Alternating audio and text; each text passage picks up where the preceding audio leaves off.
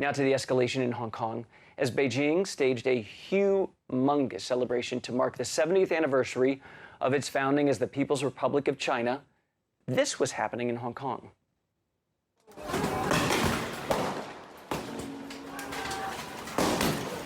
For the first time, police fired an actual bullet, a live round, at a protester. He's 18 years old. Police say the decision was not only legal, but also reasonable, as they made more than 180 arrests. And the police commissioner said the riots, it's his word, were the most violent yet. At last check, that protester was still being treated for his injuries. Back now to what we saw in Beijing, which is what they wanted the world to focus on. 15,000 military personnel, hundreds of pieces of military equipment, and some of them marched in a parade for the very first time. I talked about the key takeaways with retired U.S. Marine Corps Lieutenant Colonel Dakota Wood. Colonel Wood, China wanted to make sure the world saw how far it has come in its estimation in 70 years. They have certainly built up military capabilities. What'd you think of the ones they had on display today? Well, it shows that they're at the cutting edge, in the production and their seriousness about investing in their ability to project military power into their immediate region and increasingly at longer ranges. The new ICBM that they brought out there can reach the United States, and much has been made of its ability to transit that distance in 30 minutes with 10 independently targetable nuclear warheads. So, this is not a country that is shrinking from a fight.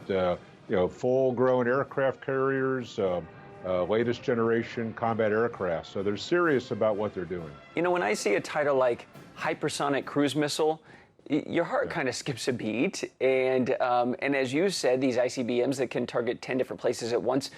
I understand there's been no direct military confrontation between us and China, or I guess China and a lot of other nations. But does this concern you?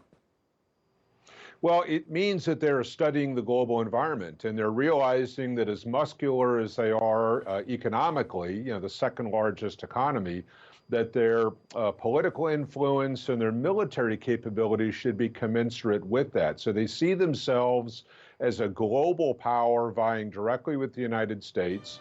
And if you listen to Xi, he talks about actually being the world leader. And they certainly have sometimes what's been called a 100-year plan, that by the 100th anniversary, 2049, they will be the dominant power. So all of their investments, their rhetoric, how they position themselves and present themselves, I think reflects that aspiration. And again, the seriousness of developing those capabilities, we just can't dismiss that. If I could be myopic for 1 second here at home, you talk about the aspirations of 2049 being the dominant power in the world, including military. How does their stock of weapons stack up against the U.S.? Well, in numbers, outpacing. They're on track to have a surface navy or a navy of about 350 ships by 2024, so just a short 5 years from now.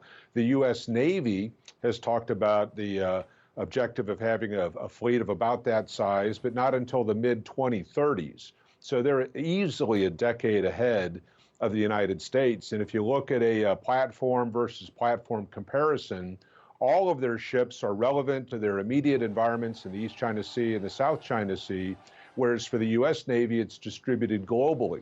So 1/3 is available for use. That's maybe 90 to 100 ships, and only about 60 of those are dedicated to the Pacific. So you have something like 60 U.S. naval ships going up against 350 Chinese Navy ships here in the next few years. So that gives you an idea of the ratios that we're talking about, and again, the seriousness with which China is looking at its close environs. Lieutenant Colonel Dakota Wood, thank you.